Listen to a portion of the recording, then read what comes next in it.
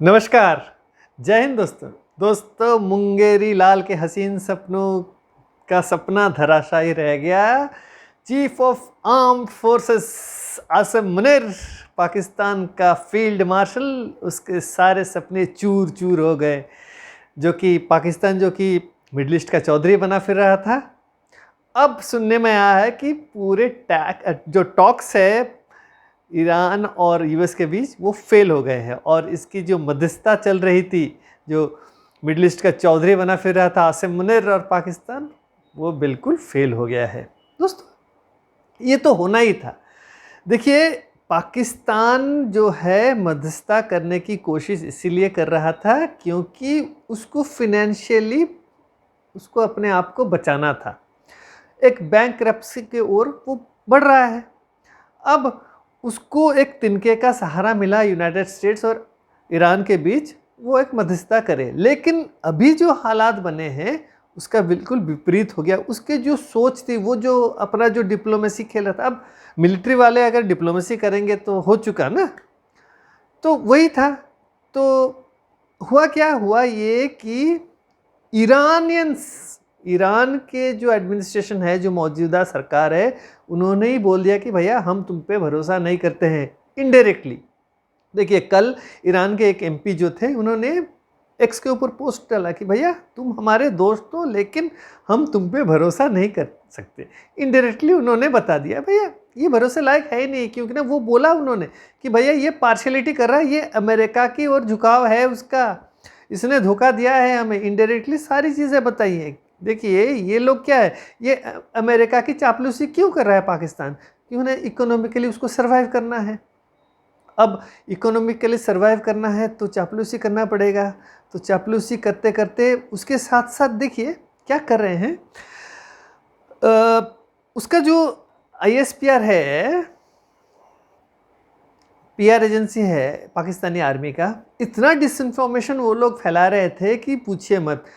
उन्होंने, जबकि टॉक्स बिल्कुल फेल हो चुके हैं, फिर भी वो मीडिया को भर रहे थे ये इन्फॉर्मेशन कि भैया टॉक्स होने वाला है, अरागची आए हैं, अब अमेरिका से लोग आ रहे हैं, मीटिंग होगी वगैरह वगैरह। भैया अरागची आए, एक चिट्ठी थमाई, पेजेशकियान ने शहबाज शरीफ को फ़ोन किया, भैया हम बात नहीं कर सकते हैं, हम कई सारे इश्यूज हैं, हम उस पर बात नहीं कर सकते हैं। इसीलिए क्या हुआ, चिट्ठी थमाई, बोला कि ठीक है मैं थोड़ा जा रहा हूँ ओमान जाके ओमान के साथ बात करी।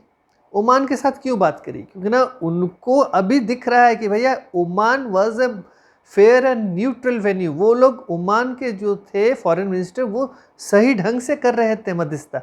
लेकिन अभी उनको अभी पता चल रहा है क्यों ना ये दोगला डबल गेम खेलने वाला मुनीर। मेरे बहुत सारे वीडियो हैं, दूसरे चैनल में भी है, जियो पॉलिटिक्स विद अंशुमन में भी है। मैंने बताया हुआ है उस चैनल में भी कि कैसे पाकिस्तान का आसिम मुनीर डबल गेम खेलता है, कैसे पाकिस्तान अपने सर्वाइवल के लिए किसी को भी धोखा दे सकता है, चाइना को भी धोखा दे सकता है। तो अब क्या है, अब अब्बास अरागची जो है वो ओमान गए, उनके साथ बातचीत हुई, फिर वापसी में पाकिस्तान गए या नहीं गए अभी भी मुझे कुछ समझ नहीं आ रहा है। मीटिंग करी है आसिम मुनीर के साथ, किस बारे में बातचीत हुई है पता नहीं है, लेकिन कुछ तो कहा होगा कि भैया नहीं, हम तुम्हारे मध्यस्थता को हम एक्सेप्ट नहीं कर रहे हैं। फिर वो चले गए रशिया, पुतिन साहब से मिलने। अब और कोई अभी आगे कुछ होने वाला नहीं है। क्यों, क्योंकि ना पुष्टि ये हो गई है कि जो अमेरिका के जो इक्विपमेंट्स वगैरह लेके आए थे, लॉजिक जो सिक्योरिटी पर्पस के लिए, जो 2 प्लेन भर के वो इस्लामाबाद लेके आए थे कि अमेरिका से आएंगे मध्यस्थता के लिए, बातचीत के लिए ईरान के साथ, तो वो थे वहाँ पे। लेकिन वो कल ही अपना बोरिया बिस्तरा बांध के दोनों प्लेन वापस अमेरिका चला गया है। और आज सुबह ही जो कर्फ्यू लगाया था इस्लामाबाद और रावलपिंडी में, उसको भी खोल दिया गया है। सरेना होटल के आसपास सारी अभी खाली हो गई है, अब लोग जाना आना शुरू हो गया है। इसका मतलब क्या है, टॉक्स होने वाले नहीं है। लेकिन ISPR, ये इसका जो मिस इन्फॉर्मेशन प्रोपागेंडा ये चलाता है पाकिस्तान के आर्मी, ये अब पकड़ा गया। देखिए, अब पाकिस्तान का सर्वाइवल के मैं बात करूं तो एक छोटा सा उदाहरण दे रहा हूं। हर कोई सोचता है कि भैया UAE ने पैसे मांगे, लेकिन पैसे क्यों मांगे कोई नहीं जानता है, इसके पीछे की कहानी। इसीलिए मांगे क्यों, देखिए 1971 में जब यूएई को इंडिपेंडेंस मिला था यूके से, आपको पता है उसका जो चीफ हुआ करता था वो पाकिस्तानी ओरिजिन का हुआ करता था, आर्मी का। तो 2015 के बाद ऐसे क्या हो गया कि यूएई के साथ उसके संबंध जो है खराब हो गए पाकिस्तान के साथ। देखिए पाकिस्तान, यूएई को पता चल गया जब यूएई और पाकिस्तान के यूएई और सऊदी के संबंध बड़े अच्छे थे, तो वो लोग जब यमन के साथ लड़ाई लड़ रहे थे तब पाकिस्तान को बुलाया गया था, यूएई ने बुलाया था कि भैया शामिल हो जा, लेकिन पाकिस्तान ने तब मना कर दिया। ठीक है, उसके बाद जो है रिश्ते खराब होने शुरू हो गए। लेकिन आज के डेट में क्या हुआ, अब उन्होंने देखा कि भैया ये ईरान के साथ अमेरिका के लिए मध्यस्थता कर रहा है, लेकिन ईरान तो यूएई को ठोक रहा है। सऊदी को इतना नहीं बर्बाद करा जितना उसने यूएई को बर्बाद करा है ईरान ने। तो इसका मतलब क्या है, इसका मतलब सिर्फ सऊदी को प्रोटेक्ट करने के लिए पाकिस्तान काम कर रहा था और यूएई से भी पैसे ले रहा था अपने सर्वाइवल के लिए। तो यूएई ने क्या कहा, उसने कहा कि भैया पैसे वापस कर दे। अब पाकिस्तान को पैसे लौटाने थे और तो सऊदी के पास गया वो, तो सऊदी ने क्या कहा, भैया एक काम कर, तू अपने फ़ौज भेज मेरे यहाँ, जब फ़ौज भेजेगा तभी मैं तुझे पैसे दूंगा। तो पाकिस्तान का आसिम मुनीर पैसों के लिए कुछ भी कर सकता है, तो 13,000 की पाकिस्तानी के सोल्जर्स वो भेज दिया उसने, उसके साथ साथ एयरफोर्स के कुछ एयरक्राफ्ट्स और पायलट्स भेजे।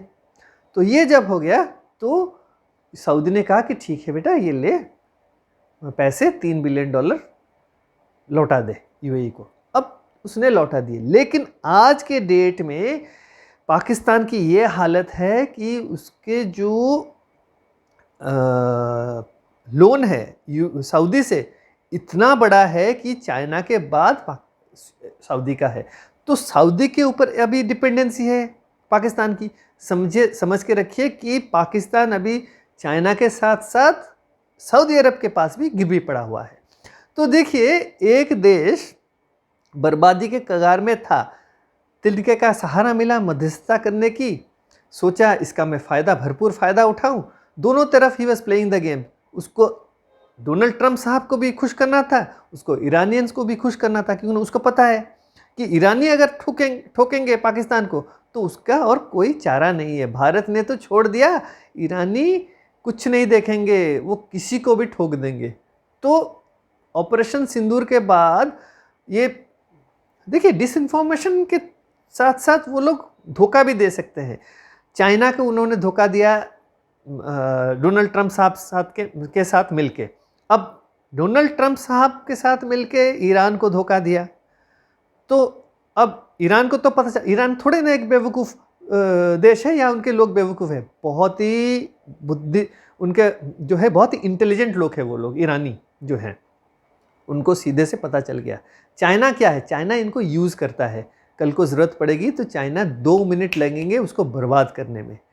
ईरान के पास वो पावर नहीं है, लेकिन अब जो है पुतिन साहब के पास ईरान गया हुआ है, तो कुछ एक हल निकलने वाला है। देखिए ईरान अभी डोनाल्ड ट्रंप साहब, ईरान को पता है कि डोनाल्ड ट्रंप साहब और कुछ नहीं कर सकते हैं। देखिए अभी तो ये भी बताया जा रहा है कि डोनाल्ड ट्रंप साहब के ऊपर हमला जो है इट वाज स्टेज मैनेज्ड, मैं नहीं बोल रहा, उनके यहाँ सोशल मीडिया में डिस्कशन चल रहा है। डोनाल्ड ट्रंप साहब की पॉपुलैरिटी अभी ख़त्म हो रही है धीरे धीरे, क्यों, इसीलिए उनको सिंपैथी चाहिए लोगों की। तो कई लोग वहाँ अपने देश में बोल रहे हैं कि कुछ हुआ है जो कि डोनाल्ड ट्रंप साहब कर रहे हैं अपना पॉपुलैरिटी बढ़ाने के लिए, सिंपैथी गेन करने के लिए। ऊपर से ईरान को ये भी पता है कि 60 दिन होने के बाद आपको कांग्रेस में जाना है और अप्रूवल लेना है युद्ध चालू रखने के लिए, जो कि अभी शायद नामुमकिन है डोनाल्ड ट्रंप साहब के लिए, क्यों ना यूएस कांग्रेस में अभी ये अप्रूव नहीं कर सकता शायद, तो इसीलिए उन्होंने स्थगित रखा है युद्ध को। अब आखिर में एक अभी होता है, आखिर उठता है सवाल कि भैया स्ट्रेट ऑफ हॉर्मुज कब खुलेगा। अब स्ट्रेट ऑफ हॉर्मुज तब खुल जाएगा, अभी आसार लग रहे हैं, क्योंकि ना ग्लोबल प्रेशर अभी डाला जाएगा। ईरान भी कोशिश कर रहा है पुतिन साहब से मिलके, चाइना के साथ मिलके प्रेशर डालेगा अमेरिका के ऊपर।